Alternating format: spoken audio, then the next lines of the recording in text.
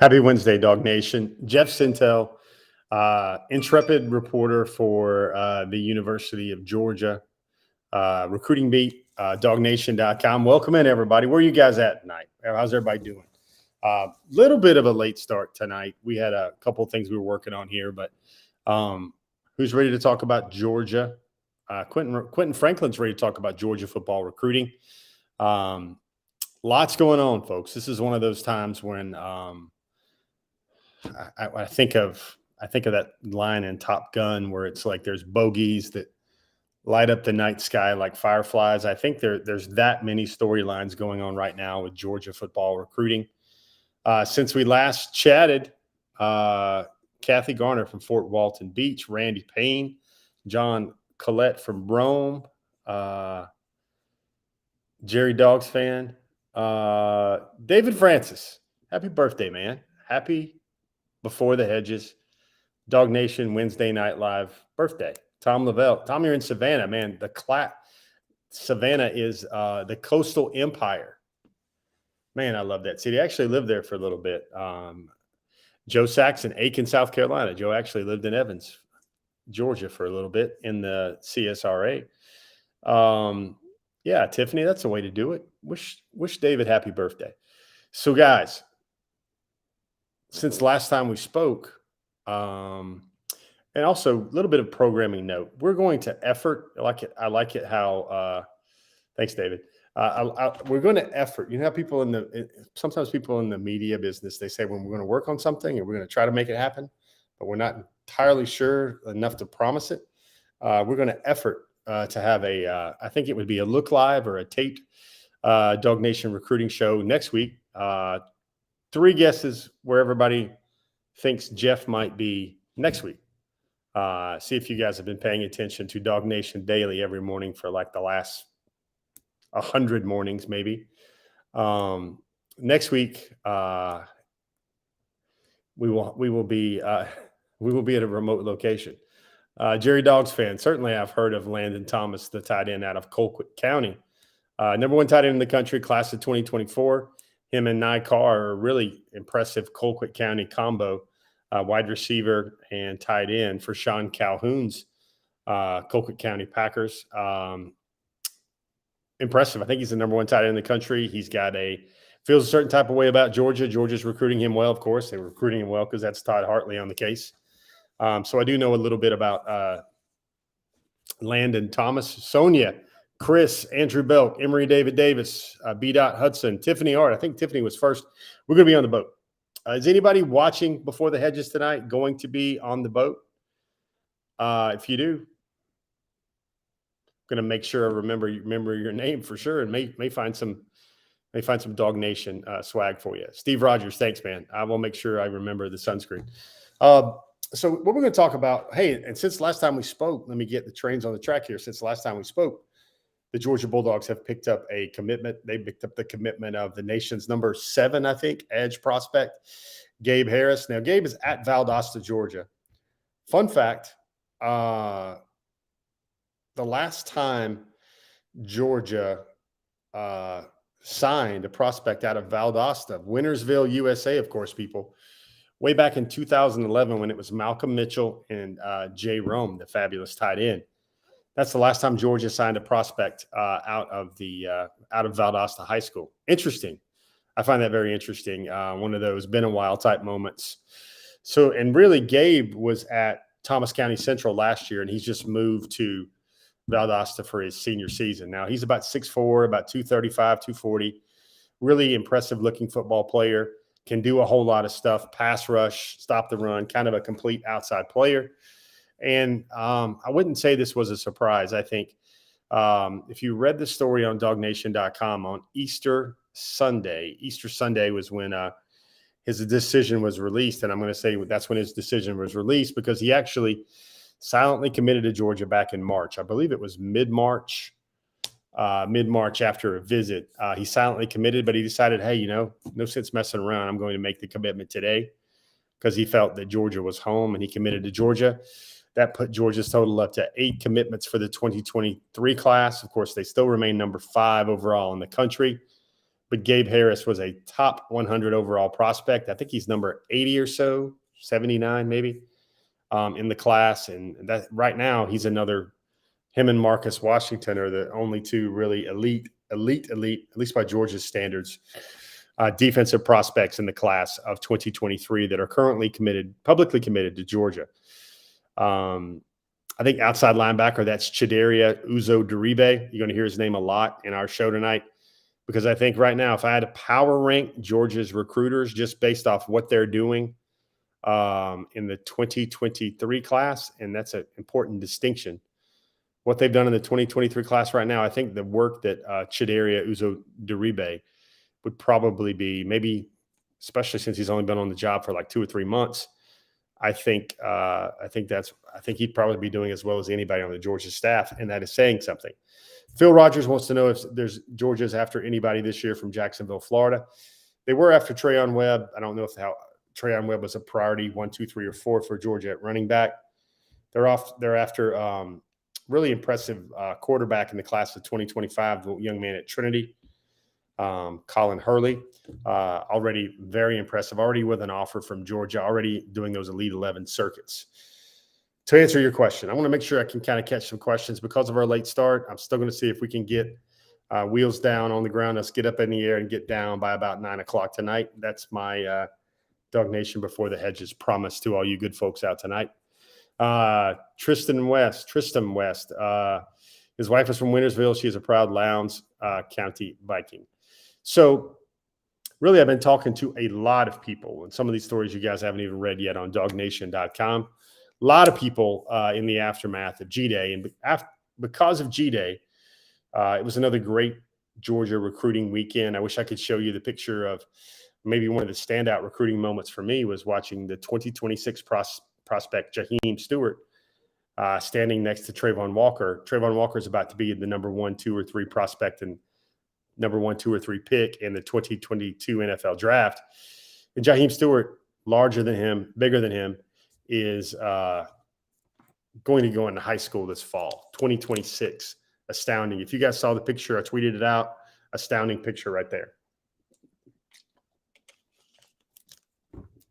One name, first name we're going to start with is, I guess I'll start with the highest rated prospect that was there at G-Day this past weekend. That was Friday, Saturday, Sunday. And that was Samuel Impemba. He's out of IMG Academy. He's from the West African, his family, he's actually from St. Louis, but his family is from the West African nation of Togo.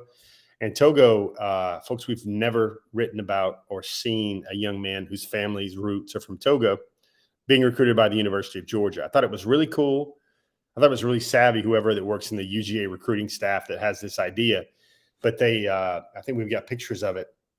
They had the flag of Togo on hand as a prop. I don't know if maybe Samuel or his friends call him Sam, so we're going to call him Sam. Sam Impemba, he had it draped across his shoulders for his Georgia photo shoot. Something I thought was really powerful, really inspiring, especially since Impemba told me that his story was basically that he wants to make it big in football to take care of people back in Togo and that West African nation where some people are struggling. Some people would need the sort of help that a multi-million-dollar football player can provide. Just really cool there. See that he wore his black jerseys. He said that Georgia's going to get an official visit. Folks, this is number 2 athlete. He's ready because he played IMG Academy last year. Basically was the starting tight end. Saw some run at wide receiver as well. And he is now exclusively an outside linebacker. That's who Coach Chud, everybody calls him Chud, Coach Chud Uzo-Diribe wants him to play. Georgia's been recruiting him very hard. He says that he hears from them a couple of times daily. And really interesting here is he said, Georgia's going to be in his top 5 schools. Georgia's going to get an official visit. And he really was very high on Georgia coming in on the visit. And then things went even higher from there. He really likes where he stands with Georgia. How he feels that he's a priority at Georgia, loves everything about the program, got to talk to players. Really interesting young man. Nation's number 2 athlete, going to be an outside linebacker. He's about 6'4", about 250 now. Very versatile player. He grew up playing soccer.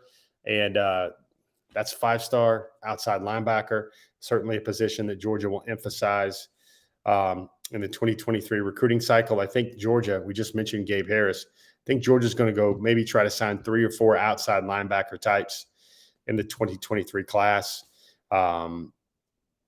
with a little bit of versatility. I think the thing about Sam is he can do a lot of things that Quay Walker would do. And do a lot of things that Quay Walker did for Georgia. He's 3-down linebacker, can play inside, can rush the passer, can get outside. One of those guys that you're going to see. A big thing now for Georgia is interchangeable linebackers that can play outside linebacker or inside linebacker, that can stay in the scheme when offenses try to play tempo, so they can stay on the field and not have to come off the field on 3rd down or even run down situations.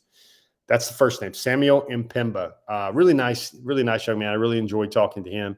Sounds like Georgia is doing a fantastic job recruiting him up to this point. Second name, Jaden Wayne. This guy comes from 2,700 miles away. That is in Tacoma, Washington.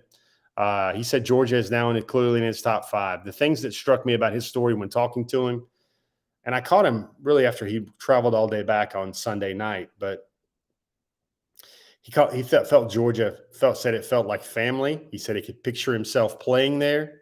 And he also said that Georgia has ridiculous brotherhood.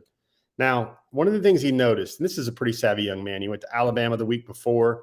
He said the differences between Georgia and Alabama was that brotherhood factor for Georgia.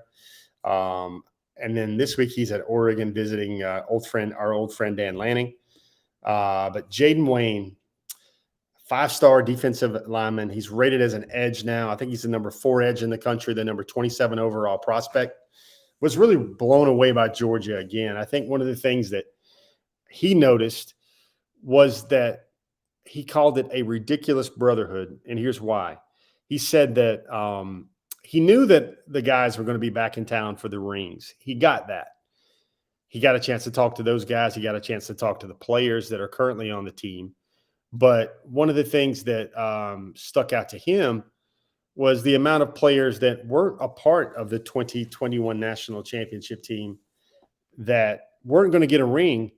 And they came back for G-Day anyway. I'm talking about guys like Brian Herrien. First of all, I hope you guys, somebody on this feed had to get an autograph for Brian Herrien, because I think Brian Herrien signed about 3,000 autographs on Saturday.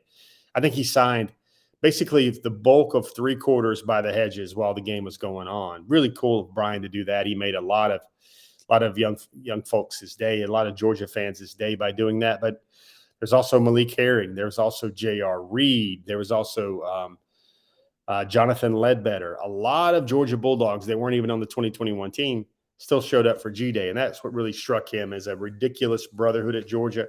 He knows he would get developed. He knows what Georgia's going to do in the NFL draft. And that's all really impressive to him. I would say right now, as it stands, just look at Jaden Wayne right there on your screen. He's actually punts for his high school team, plays tight end, plays middle linebacker, plays outside linebacker, plays receiver. Actually, the team's starting punter. And if some guys you can just tell, doesn't that fella right there look like a football player? I mean, obviously looks like a football player. That's the second name, Jaden Wayne. Jaden Wayne's out of Tacoma, Washington. Here's something really cool about that story is he trains at the same FSP, Ford Sports Performance Training Center in Tacoma, in the greater Tacoma, Washington area. That's where Keely Ringo came up out of. Now, Keely Ringo grew up in the Tacoma area, and then he moved to Saguaro, Arizona for his you have one of the greatest really the greatest Bulldogs coming out of the 2021 national championship season. And he's been talking to him about Georgia. He says, Georgia, you'd fit in well at Georgia. And that's an example for Jaden to look at that and say a kid from Tacoma can come in and thrive and do great things and fit in well at the University of Georgia. He also knows the story, really impressed by that story about Keely's mother, Tralee Hale, and how Georgia fans rallied to her cause and supported her family to help put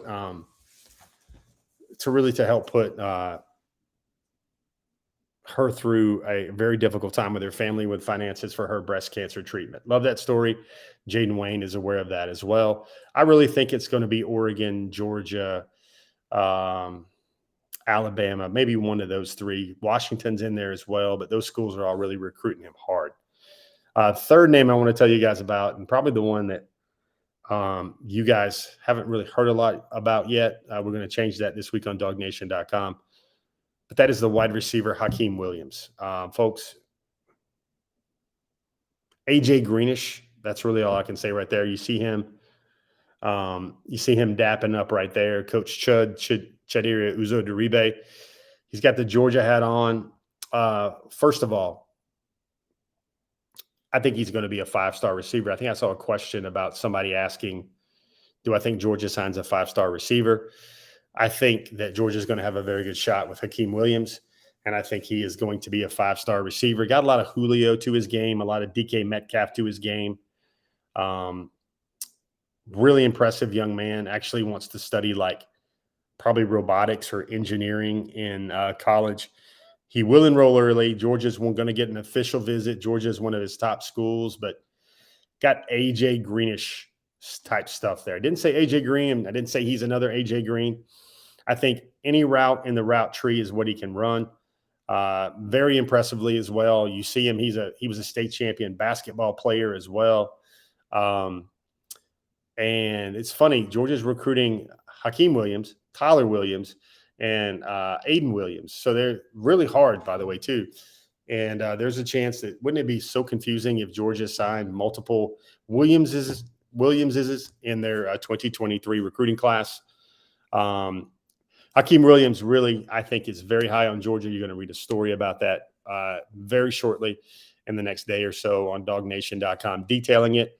And, folks, I know my man Brandon Adams likes to find a guy, that playmaker that he likes to maybe hitch his wagon to and hope Georgia ends up signing.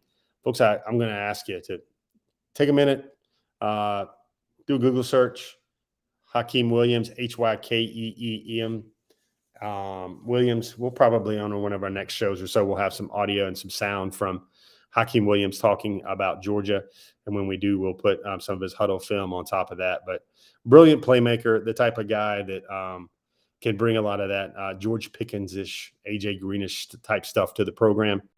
Really, really, really, he's a dude, guys. That's really all I got to say. If the AJ Greenish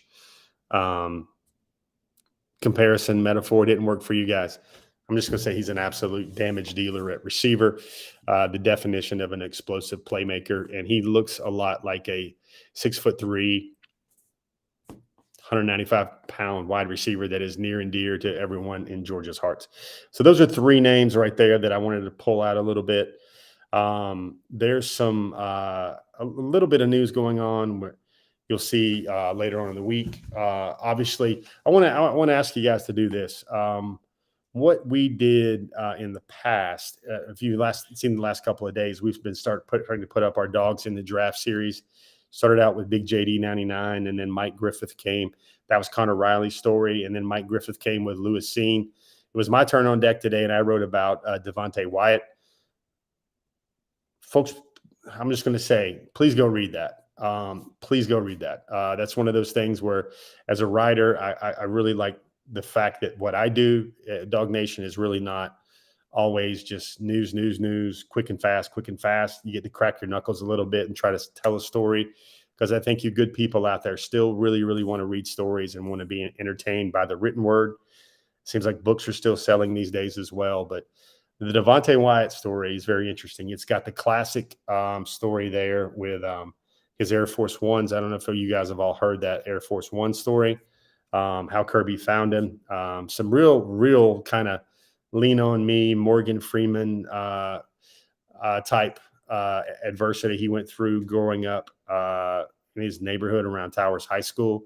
And then, where he's projected to be a first or second round pick in the NFL draft. I would ask you please to consider giving that story a read sometime.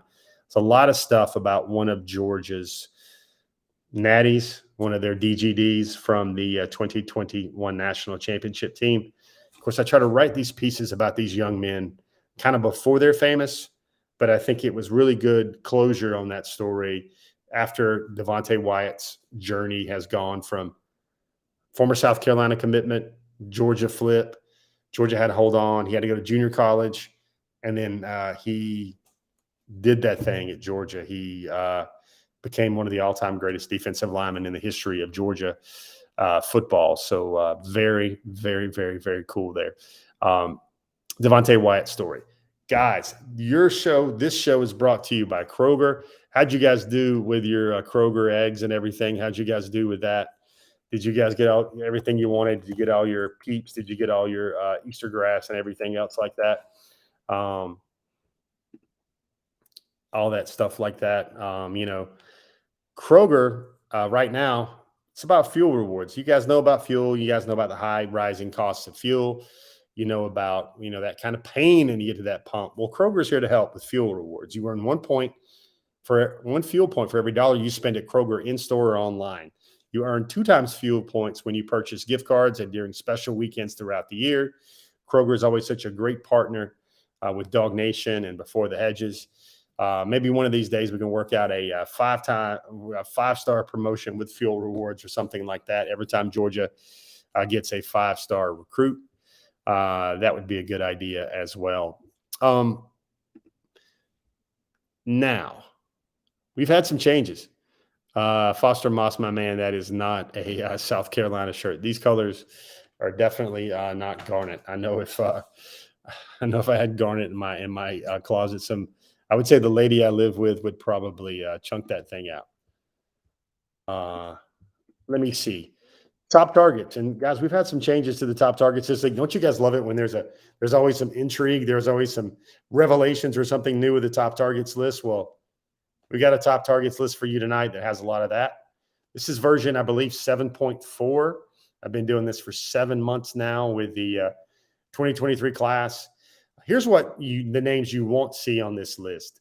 I think Richard Young, I think, is still just off this list. He's always kind of 5-star running back, nation's #1 running back. He's always kind of right there around, in my mind's eye, 13, 14, 15 every week. Gabe Harris came off the list because obviously Gabe Harris chose the University of Georgia. I think he was number 8 or 9. As I stated earlier, he'd been a silent commit. If you're just joining us, he'd been a silent commitment to Georgia since March, and he was probably going to wait a lot longer than he did. But he was at Georgia. He was at Georgia for G-Day, and he just decided, hey man, why wait? So that's what he did right there. He committed. Gabe Harris was on this list. Also, Caleb Herring was on this list, but Caleb Herring committed yesterday to Tennessee. That was the edge player whose older brother already played at Tennessee. He decided that home was Rocky Top, and he could not, in his own words, see himself anywhere else. Caleb Herring was on the top targets list as well, kind of in that high teens a little bit, low teens a little bit right there. But we've morphed now into a new top targets list for this week, number 13. Let's start with Aiden Williams. He's out of Ridgeland High School in Ridgeland, Mississippi. Just named his top 6. You guys will see something about that later in our show.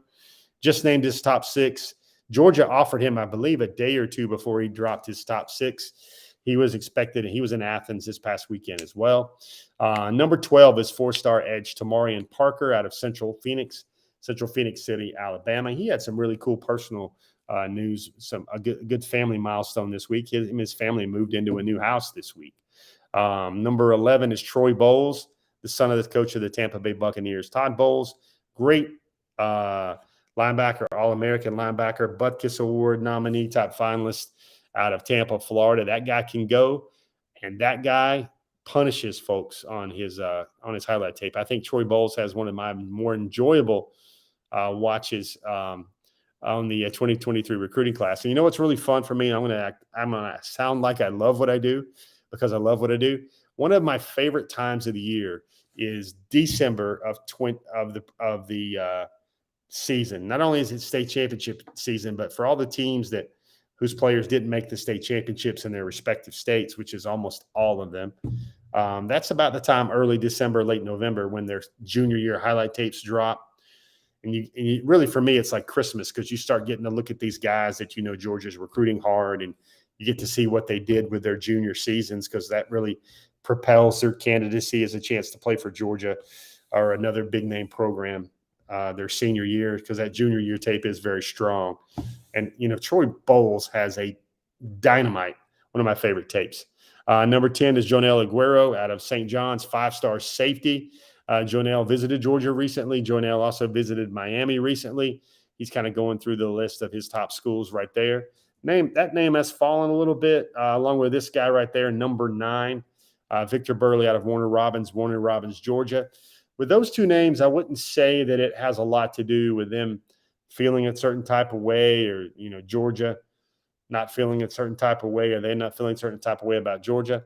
I think it's just a lot of these names that are going to come. You see the list right there. Look at there. You've got Samuel Impemba. We just talked to you guys about him, the nation's number 2 athlete, the number 17 overall prospect, number 14 overall prospect, I believe. He jumps up way in on the list this week, especially, guys. That was his first ever trip to Georgia as well. And he had Georgia among his top schools before he ever visited Georgia. And now, since he visited Georgia over the past weekend, I think he was there Friday, Saturday, Sunday, the stock for the Dogs and Mr. Impemba has only gone up. Number 7, you see Quay Russo out of Carver High School. He's from Troy, Alabama. He lives in Montgomery. Very impressive linebacker. Got a lot of Nolan Swift qualities. Quay has a lot of Nolan Smith qualities. Can play inside, kind of play outside. Georgia really wasn't quite sure whether he was an inside backer or an outside backer, because he was only had 75-inch arm length, and he was only about 6'2.5". His bench press now is about 400 pounds. So one day he traveled to Georgia, true 4'4", high 4'4", low 4'5" guy. And they were like, all right, we're going to come up when you have all your top offensive tackles there. And I think Quay took 8-9 reps, and he won every stinking rep against the offensive tackles in the 2022 and the 2023 class that Georgia really liked. Presto voila, Georgia was now convinced that Mr. Russo could play outside linebacker or inside linebacker for the Dogs. Number 6, James Smith out of Carver High School as well. They call him Big Kong. Really impressive interview. I really enjoyed talking to him recently as well. You'll get a chance to hear from James Smith and see some thoughts from James Smith on the pages of DawgNation.com shortly. Sounds like for both Quay Russo and James Smith, although they don't like recruiting, and there's really a core schools, that's a true package deal, folks, by the way. I think with those two guys, you're going to see really a core group of Texas A&M, Auburn, Alabama, Georgia, maybe mix in Ohio State, mix in USC as well. Those are the schools that really have a chance for those young men. It is my feeling from being pretty close to that story lately that I think both of those guys will still take their decision into December. I think they'll take some official visits in June. I think they will also take some visits during this season. Number 5 is Hakeem Williams. Talked a lot about Hakeem earlier in our show.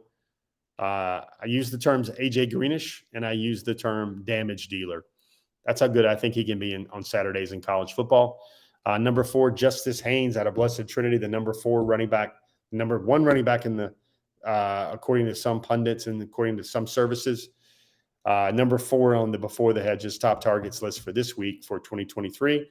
Number 3, Jamal Jarrett. They call him Big Young Maul. At least that's what Travion Scott does out of Grimsley and Greensboro, North Carolina.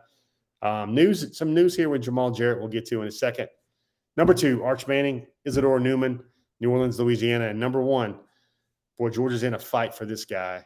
They're in a fight for this guy with Alabama, with Ohio State. Those are the schools that are really chasing hard along with Georgia for Caleb Downs. He is a very impressive.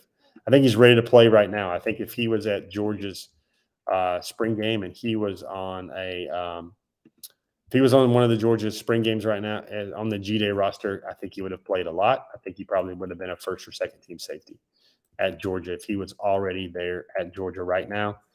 That's how impressive he is. Caleb's dad is the recruiting coordinator and the running backs coach at East Tennessee State University. So he knows all about what's a recruiting pitch and what's a coach being real. Very serious-minded young man. Love the way he plays the game. Folks, those are your top targets for 2023. We've got some more names to cover here, about names to think about right here. Let me see. The first name on the list, that would be C.J. Allen out of Lamar County High School in Barnesville, Georgia. He was at G-Day on Saturday. It was really cool. CJ told me that he wore the jersey number 26 for Malcolm Mitchell, A lot of throwbacks on Saturday at G-Day. Who saw Christian Miller, the 2022 All-American signee? Who saw him wearing the old school Kirby jersey? It really looked like an old school, authentic Kirby Smart jersey from that time period.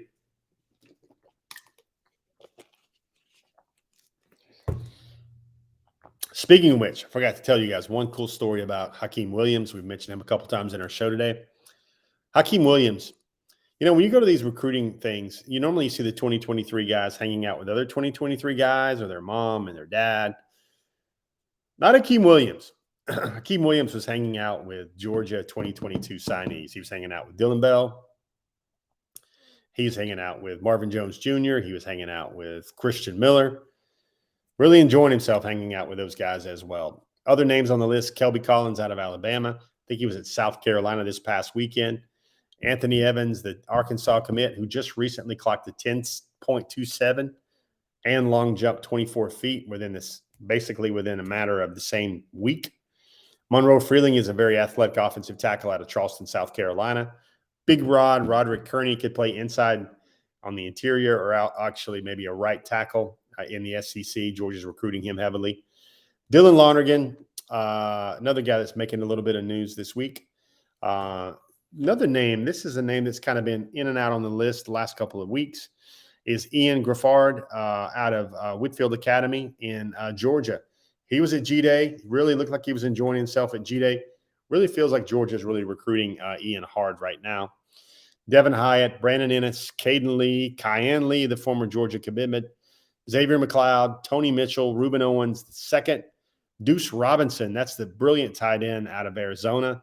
You see a lot of attention now coming his way from USC. Sounds like Lincoln Riley's really making a play for him. Madden Sanker, Kelton Smith, Shamarad Umarov out of Denmark High School. That's another guy that I think Georgia's recruiting very heavily, even though he's a 3-star right now. Raylan Wilson, Tyler Williams. We mentioned all those Williams' boys in playing receiver in the class of 2023. And then finally, Richard Young. I think the most important restock positions, we set these up every week. That's offensive tackle, wide receiver, running back, and outside linebacker. You see the recruiting breakdown. Georgia State's number 5 nationally. Now they've got 5 offensive recruits, 3 defensive recruits, 5 in-state, 3 out-of-state, 5 top 100 commitments, 5 top 150 commitments. 8 of those guys, all 8 are in the SEC footprint. And now 3 out of the top 5 commitments are for the offensive side of the ball. The recent commitment, Gabe Harris, changes a little bit of that. It was previously 80% to the offensive side of the ball. Georgia offered 5 more guys in the class of 2023 over the past week. 1 offensive tackle, 1 athlete, 1 linebacker, 1 edge linebacker, and 1 defensive lineman. Folks, that is your quick glance. I call this the weekly recruiting snapshot, which if you guys are into watching the market, watching Fox Business Channel or anything like that, I would kind of call this our weekly stock report or the Dow Jones index of all these numbers going up and down right now with Georgia football recruiting. We try to give you a good snapshot, a good look at the names to know each and every week when it comes to Georgia recruiting. We got a few things to show you guys on the front of some stories I wanted you guys to see here recently. First of all, everybody did see that cool Bass Pro Shops hat that Samuel Impemba had on, right? We showed you guys a little bit of that. I think the first thing I got to show you guys for this week is this young man. He's out of Kentucky, Harkless. And folks, let me tell you, this is interesting. Georgia offered him recently. And really, this is one of the more interesting things. You see this tweet here. It's from his coach.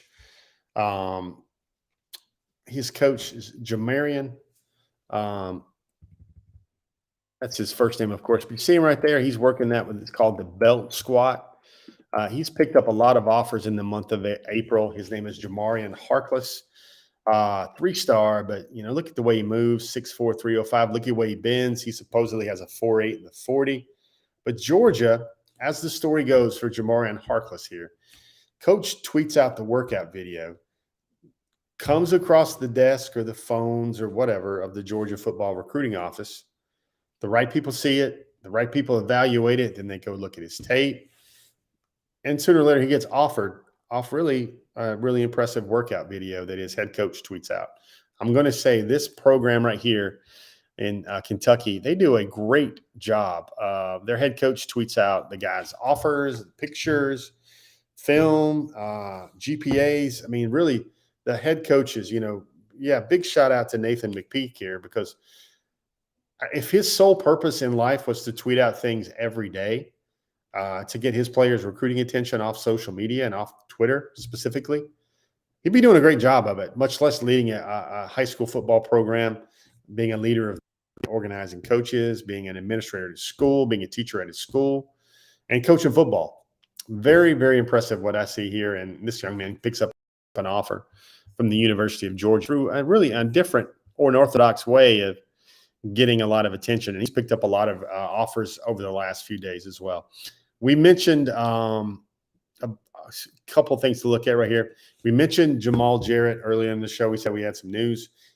He is going to announce his top 5, which will be seen as his final 5 at noon tomorrow. That's when he will release it. He's one of the bigger targets, literally and figuratively, for Georgia in the 2023 class. It's about 6'5", about 330 or so. He runs on his track team right now. Got some of the Devontae Wyatt story to him as well. Very important decision here as he cuts down his list from a top 11 down to a top 5. Georgia fans should probably, give that sort of effort and attention level right there for Georgia to come out and maybe squeak its way or maybe zoom its way into that top 5 there for Jamal Jarrett out of North Carolina. Dylan Lonergan, great baseball player, great pitcher, great quarterback at Brookwood High School in Gwinnett County.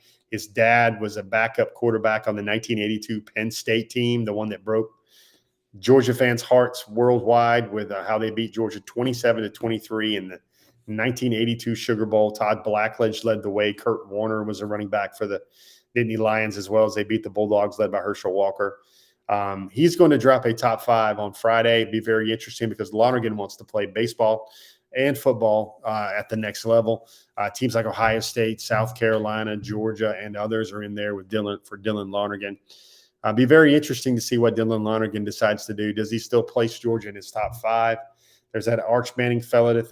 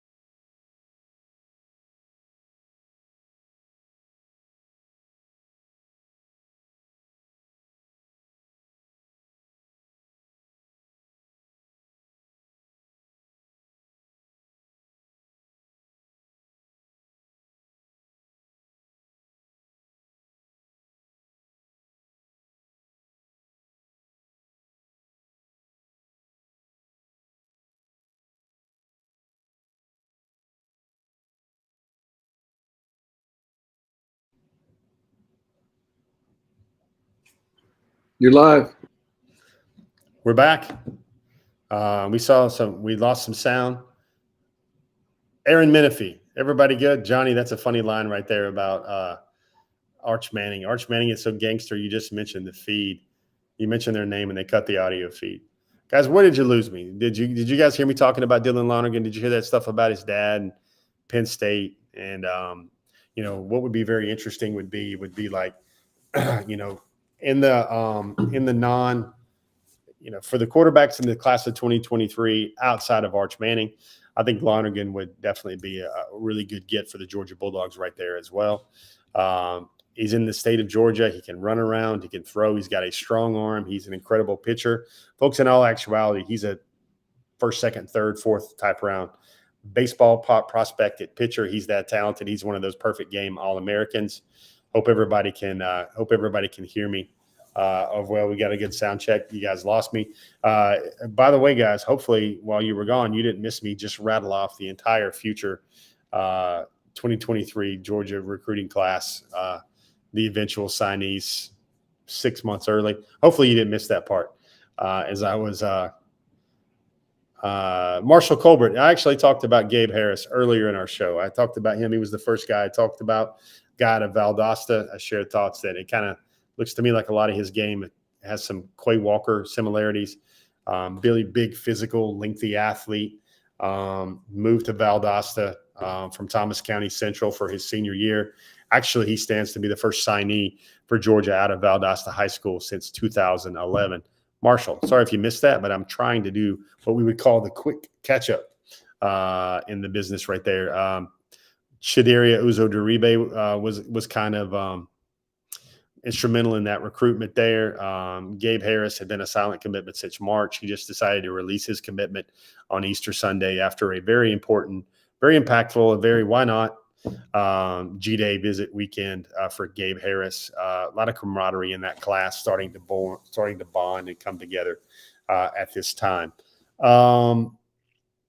I think we've got 2 more tweets to show you in our online chatter a little bit. Both of these here are from the young man from Mississippi, a 4-star wide receiver. He's already an Under Armour All-American. I believe that is Aiden Williams. Got an offer from Georgia. I believe less than a day or two after the fact, he named the top 6. Georgia was in the top 6. Another great receiver out of Mississippi, another type of guy that I think would he choose Georgia. There's his top 6. Georgia's in there with Jacksonville State, home state Ole Miss, LSU, Georgia, Tennessee, and South Carolina.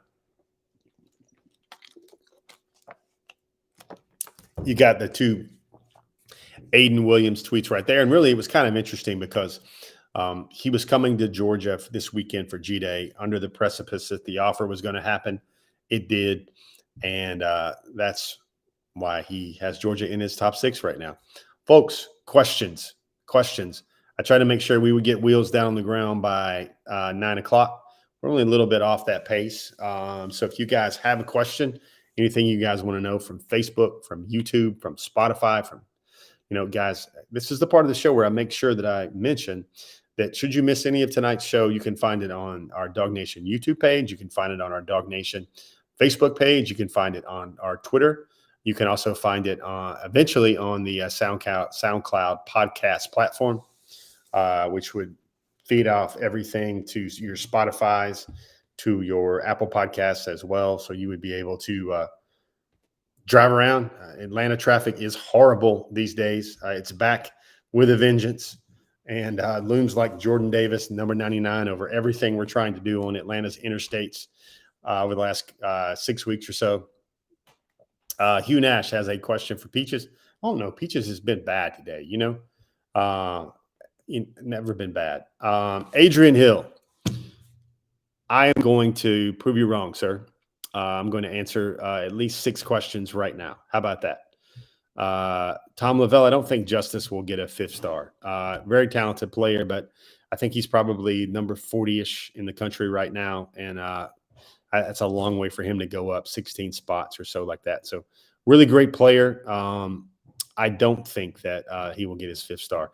Johnny wants to know, can you tell us any delicious bad news about the new Gator staff's recruiting efforts? I'm sure Brandon's made note of this. I kind of tipped him on this or talked to him about it.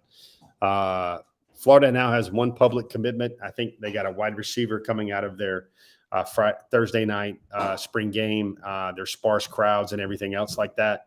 I don't think Florida was competing with the big boys for those guys either. If you look at the names of the offers Florida was going up against for this 3-star receiver, really was not an strong list of contenders.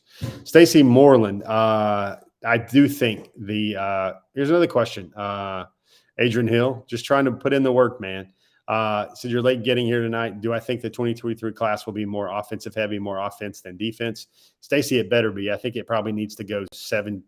It probably needs to go like 65-40, 60-40% offensive slant. That's because the 2022 defensive class was so heavy. I think Georgia has to get the playmakers at wide receiver.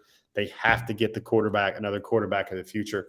I think if Arch Manning becomes that quarterback, that anchor quarterback commitment for this class, I think it will help with the wide receivers. Hakeem Williams told me, he's like, what's one, I asked him one, what if that was a way that Georgia could improve its standing with him. And he said, yeah, he said, because he's met Arch Manning before. He met him on a visit to the University of Alabama. Folks, another thing about Hakeem Williams is the term Julio Jones was used by the Alabama staff when they were pitching and recruiting and wooing Hakeem Williams as well. Adrian Hill, you were looking for an injury update after G-Day. Well, here's a few things. Darnell Washington was on a scooter. He had another foot injury that he suffered in an offseason incident. Warren Erickson was in a boot. Let me see. Coach Smart said afterward that none of those injuries were really serious at all. Nothing to worry about there. Who else was in a walking boot or a cast? I think Robert Beal was held out preliminary as well. A couple other Georgia guys, they just didn't decide the need to let him go. It was interesting seeing Brock Bowers dressed out. Some of the guys like Bear Alexander, guys coming off shoulder surgeries, were dressed out, and they went through some drills, but they did not participate in the game. And also very encouraging. I don't know if you saw it, but I was one that took some. I felt what's the word I'm going to use here? I was relieved and thankful and encouraged to see CJ Washington walking around at G-Day. He was in a neck brace after that kind of really rough injury he suffered in spring practice on a collision. Had a serious neck injury. He's going to be in a brace for a while. It was good to see him smiling and out on the sidelines at G-Day for certain. Tate Ratledge, Jerry Dogs fan, did not play in the Georgia spring game. Andrew Saltzman, I would not say that Arch Manning is head and shoulders above the other quarterbacks in his class. Some would make the determination that they think a couple of quarterbacks might be rated just as high as Manning by the time the recruiting cycle goes through. Will Dickerson, I think the national championship co-cans will come out sometime this fall. Let me see. Rhett Dallas, who is the best 2024, 2025, or 2026 prospect that Georgia could hope for at this point? I think 2026 is going to be tough. I would think that would be the young man I talked about earlier, Jaheim Stewart out of New Orleans, the guy that made Trayvon Walker look small at G-Day. 2026 would also be Tyler Atkinson, a young man that's going to be playing at Grayson this fall. 2026 prospects, we're talking about freshmen.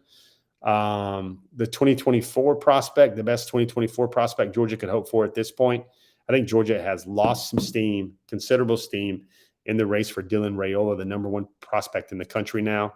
USC and Ohio State, especially Ohio State, have really grabbed his attention. Dylan Raiola was at Ohio State for their spring game this past weekend.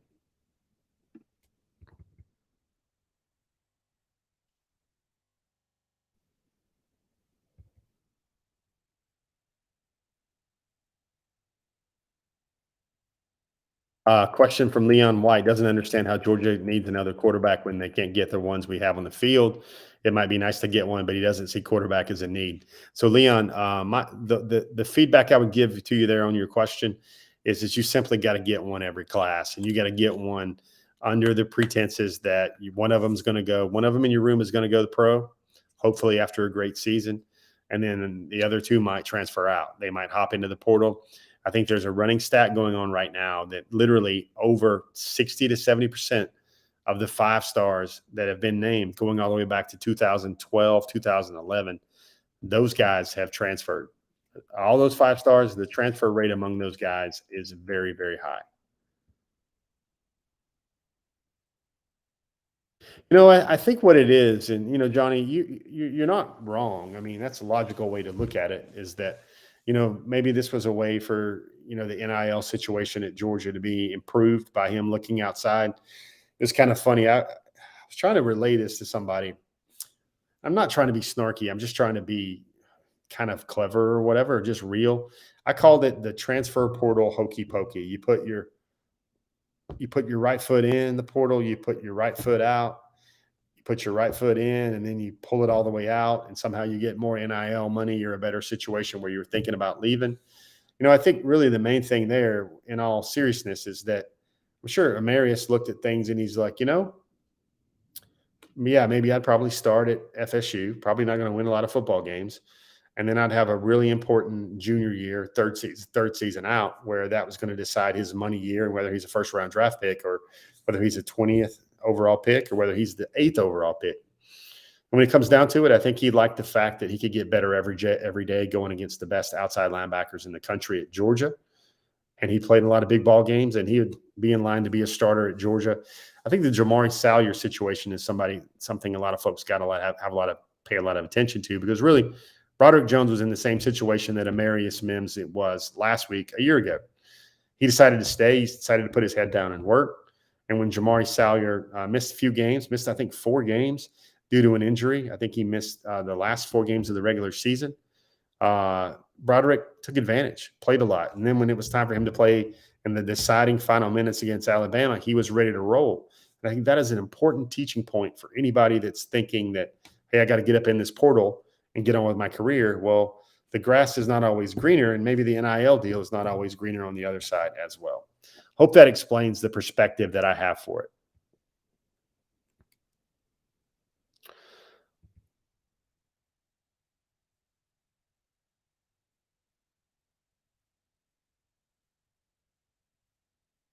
Guys, good questions, and especially, the fact is, I'm sitting here, working, I'm sitting here talking, I'm sitting here, just trying to make sure I get everybody's folks. I love questions, but also at the same time, I want you guys to be entertained and informed. Um, it's almost like when I come to these shows every week, I want to come to them very prepared. I mean, we could turn this restream on, and I could answer questions left and right, and I could fill up a whole 45 seconds to 50 minutes talking about all Q&As. It's fun. It's a great interactive way to do it, but I want to make sure it's kind of like church, I guess, in some ways, whether it's a homily, whether it's scripture, whether it's verses or whatever, the guy that's coming to bring the word is going to come with a plan and something that he thinks he wants the congregation, which this is definitely not a congregation, but I feel like our group, our tribe, I would say, I want to make sure you get something to take away from this week in Georgia football recruiting. And that's why I try to format this show with a lot of stuff going on and a lot of things that, you guys are busy. It's kind of this virtual show's chance to kind of chronicle and curate and kind of gather up what I think are the really, the most bountiful harvests of information for you guys each and every week.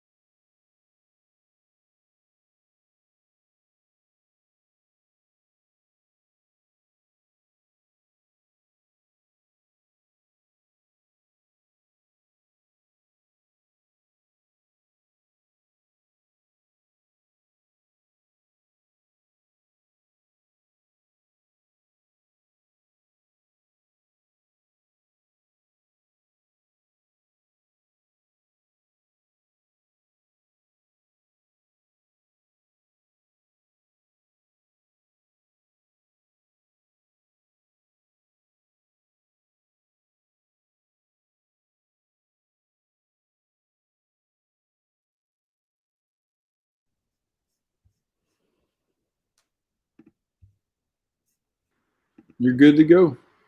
Thanks, Mike. Have a great night. We're still on the air.